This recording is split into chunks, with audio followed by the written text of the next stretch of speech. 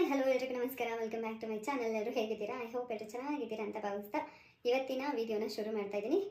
ಇವತ್ತು ನಾನು ಯಾವ ಟಾಪಿಕ್ ಬಗ್ಗೆ ವಿಡಿಯೋ ಮಾಡ್ತಿದ್ದೀನಿ ಅಂತ ಆಲ್ರೆಡಿ ನಿಮಗೆ ತಮ್ಮನೇಲಿ ನೋಡಿ ಗೊತ್ತಾಗಿರುತ್ತೆ.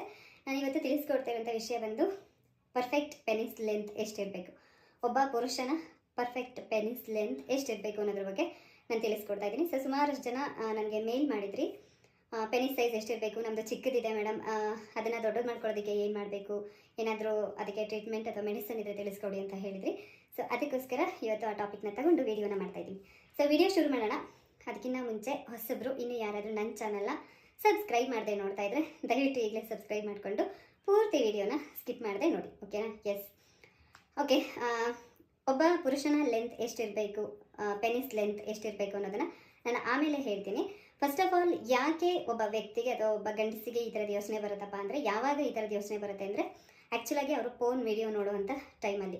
ಏನಕ್ಕೆ ಅಂದರೆ ಫೋನ್ ವಿಡಿಯೋದಲ್ಲಿ ನಿಮ್ಮೆಲ್ಲರಿಗೂ ಗೊತ್ತಿರೋ ಹಾಗೆ ಅವ್ರದ್ದು ಇವರಿಗೆ ಕಂಪೇರ್ ಮಾಡ್ಕೊಂಡಾಗ ಸ್ವಲ್ಪ ದೊಡ್ಡದು ಕಾಣಿಸ್ತಾ ಇರುತ್ತೆ.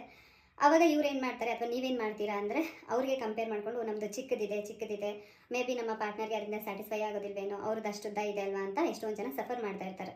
ಸೊ ಫಸ್ಟ್ ಆಫ್ ಆಲ್, ನೀವು ಬೇರೆಯವ್ರ ಜೊತೆ ಕಂಪೇರ್ ಮಾಡ್ಕೊಳ್ಳೋದನ್ನು ಬಿಡಿ. ಅದರಲ್ಲೂ ಈ ಫೋನ್ ವಿಡಿಯೋ ನೋಡಿಕೊಂಡು ನಿಮ್ಮ ಲೆಂತ್ ಬಗ್ಗೆ ಯೋಚನೆ ಮಾಡೋದನ್ನು ಬಿಡಿ. ಏನಕ್ಕಪ್ಪ ಅಂದರೆ ಫೋನ್ ವಿಡಿಯೋದಲ್ಲಿ ಇರೋದು ಯಾವುದು ನಿಜ ಅಲ್ಲ, ಓಕೆನಾ?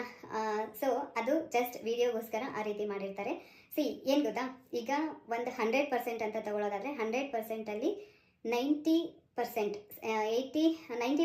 90 to 95% ಎಲ್ಲ ಪ್ರಪಂಚದಲ್ಲಿ ಇರುವಂಥ ಎಲ್ಲ ಗಂಡಸರ ಪೆನಿಸ್ ಸೈಜ್ ಬಂತು ಅಂದರೆ ಇದು ನಿಮಿರುವಿಕೆ ಆದಾಗ ಮಾತ್ರ.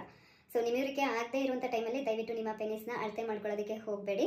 ಯಾವಾಗ ನಿಮ್ಮ ಪೆನಿಸ್ ಸ್ಟ್ಯಾಂಡ್ ಆಗುತ್ತೆ, ಸೊ ಅಂಥ ಟೈಮಲ್ಲಿ ಪ್ರತಿಯೊಬ್ಬ ಗಂಡಸಿನ ಪೆನಿಸ್ ಸೈಜ್ ಬಂದು ಆಲ್ಮೋಸ್ಟ್ 4 ರಿಂದ 6 ಇಂಚು, ಓಕೆನಾ? ಇನ್ನೊಂದ್ಸಲ ಹೇಳ್ತೇನೆ ನಾನು, ನಿಮ್ಮದು ಪೆನಿಸ್ ಸ್ಟ್ಯಾಂಡ್ ಆದಮೇಲೆ ಅಂದರೆ ನಿಮಿರುವಿಕೆ ಆದಮೇಲೆ, ಎರೆಕ್ಟ್ ಆದಮೇಲೆ ನಿಮ್ಮ ಪೆನಿಸ್ ಸೈಜ್ ಬಂದು 4 ರಿಂದ 6 ಇಂಚ್ ಇರಬೇಕು.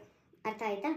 ಎರೆಕ್ಟ್ ಆಗೋಕ್ಕಿಂತ ಮುಂಚೆ ಅಂದರೆ ನೀವು ನಾರ್ಮಲ್ ಟೈಮಲ್ಲಿ ಇದ್ದಾಗ ನೀವೇನು ಅದನ್ನು ನಮ್ಮದು ಚಿಕ್ಕದಿದೆ, ಅಯ್ಯೋ ದೊಡ್ಡದಿಲ್ವಲ್ಲ ಅಂತ ಕೊರಗ್ತೀರಾ, ಅದು ಕನ್ಸಿಡರ್ ಆಗೋದಿಲ್ಲ, ಓಕೆನಾ? ಒನ್ಸ್ ಯಾವಾಗ ನಿಮ್ಮ ಪೆನಿಸ್ ಎರೆಕ್ಟ್ ಆಗುತ್ತೆ ಆವಾಗ 4 ರಿಂದ 6 ಇಂಚು ಲೆಂತ್ ಇರಬೇಕಾಗುತ್ತೆ. ಸೊ 4 ರಿಂದ ಕೆಲವೊಬ್ಬರಿಗೆ 4 ಇಂಚು ಅಥವಾ ಇನ್ನೊಬ್ಬರಿಗೆ 5 ಇಂಚು ಇಲ್ಲ 6 ಇಂಚು. ಇನ್ನು 90%ಅಲ್ಲಿ ಇನ್ನೊಂದು 5% ಅಥವಾ 4% ಅಂತ ತಗೊಳ್ಳೋದಾದರೆ ಅವರಿಗೆ ಕೆಲವೊಬ್ಬರಿಗೆ 6ರಿಂದ ಮೇಲ್ಪಟ್ಟು ಅಂದರೆ 7 ರಿಂದ 7.5 ಇಂಚ್ವರೆಗೂ ಎರೆಕ್ಟ್ ಆಗಿರುವಂಥ ಟೈಮಲ್ಲಿ ಅವರ ಪೆನಿಸ್ 7 ರಿಂದ 7.5 ಇಂಚು ಇರುತ್ತೆ. ಇನ್ನು 1%, ಜಸ್ಟ್ 1% ಅಷ್ಟೇ ಕೆಲವೊಬ್ಬರು ಗಂಡಸರಿಗೆ ಎರೆಕ್ಟ್ ಆದಂಥ ಟೈಮಲ್ಲಿ 3 ಇಂಚಿಗಿಂತ ಕಮ್ಮಿ ಇರೋದು, 3 ಅಥವಾ 4 ಇಂಚಿಂತ ಏನು ಕಮ್ಮಿ ಇರುತ್ತೆ. ಸೊ ಅವರಿಗೆ ಅದನ್ನು ಕಮ್ಮಿ ಇದೆ ಅವರ ಶಿಶ್ನದ ಸೈಜ್ ಅಂತ ಹೇಳ್ಬೋದು. ಸೊ ಅದನ್ನಷ್ಟೇ ಅವ್ರದ್ದು ಸೈಜ್ ಕಮ್ಮಿ ಇರುತ್ತೆ ಹೊರತು ಯಾರ್ದು ಎರೆಕ್ಟ್ ಆದಾಗ 4 ರಿಂದ 5 ಇಂಚು ಅಥವಾ 6 ಇಂಚು ಇರುತ್ತೆ. ಸೊ ಅವರಿಗೆ ಯಾವುದೇ ರೀತಿಯಾದಂಥ ಪ್ರಾಬ್ಲಮ್ ಇರೋದಿಲ್ಲ. ಇನ್ನು ಇಲ್ಲಿ ಏನಪ್ಪ ಇನ್ನೊಂದು ಮ್ಯಾಟ್ರ್ ಅಂದರೆ, ನಿಮ್ಮದು ಪೆನಿಸ್ ಸೈಜ್ 4 ರಿಂದ 6 ಇಂಚು ಒಳಗಡೆ ಏನಿರುತ್ತೆ ಅಂತ ಹೇಳಿದೆ ಅಲ್ವಾ? ಸೊ ಅದು ಮ್ಯಾಟ್ರ್ ಆಗೋದಿಲ್ಲ. ನಿಮ್ಮ ಪರ್ಫಾರ್ಮೆನ್ಸ್ ಆಗಿರ್ಬೋದು ಅಥವಾ ನಿಮ್ಮ ಹಾರ್ಡ್ನೆಸ್ ಅಂದರೆ ನಿಮ್ಮ ಪೆನಿಸ್ ಎರೆಕ್ಟ್ ಆದಂಥ ಟೈಮಲ್ಲಿ ಎಷ್ಟೊತ್ತು ಹಾರ್ಡಾಗಿರುತ್ತೆ ಅನ್ನೋದು ಇಂಪಾರ್ಟೆಂಟ್ ಆಗುತ್ತೆ. ಇನ್ನು ಏನು ನಾನು ಆಗಲೇ ಹೇಳಿದೆ ಅಲ್ವಾ, 7 ರಿಂದ 7.5 ಇಂಚ್ವರೆಗೂ ಇರುತ್ತೆ ಅಂತ.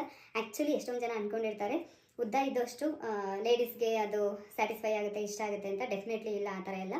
ಸೊ ಅದು ಏನಪ್ಪ ಅಂದರೆ ಪೇನ್ಫುಲ್ ಆಗಿರುತ್ತೆ, ಅವ್ರದ್ದು ಸೆಕ್ಸ್ ಟೈಮಿಂಗ್ಸ್ ಬಂದು ತುಂಬ ಪೇನ್ಫುಲ್ ಆಗಿರುತ್ತೆ.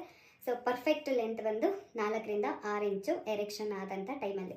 ಸೊ ದಯವಿಟ್ಟು ಇದಕ್ಕೆ ನೀವು ಟೆನ್ಷನ್ ತೊಗೊಳಕ್ಕೆ ಹೋಗಬೇಡಿ. ನಾನು ಹೇಳಿದೆ ಅಲ್ವಾ ಆವಾಗಲೇ, 1% ಮಾತ್ರ ಎರೆಕ್ಟ್ ಆದಂಥ ಟೈಮಲ್ಲಿ 3 ಇಂಚಿಗಿಂತ ಕಮ್ಮಿ ಇದ್ದರೆ ಸೊ ಅವರು ಟ್ರೀಟ್ಮೆಂಟ್ ತೊಗೋಬೇಕಾಗುತ್ತೆ.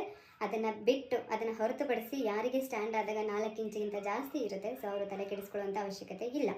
ಸೊ ಇದಾಗಿತ್ತು ಇವತ್ತಿನ ವಿಡಿಯೋ. ನಿಮ್ಮೆಲ್ಲರಿಗೂ ಇಷ್ಟ ಆಯಿತು ಅನ್ಕೋತೀನಿ. ವಿಡಿಯೋ ಇಷ್ಟ ಆದರೆ ಲೈಕ್, ಶೇರ್, ಸಬ್ಸ್ಕ್ರೈಬ್ ಮಾಡೋದನ್ನು ಮರಿಬೇಡಿ. Thank you.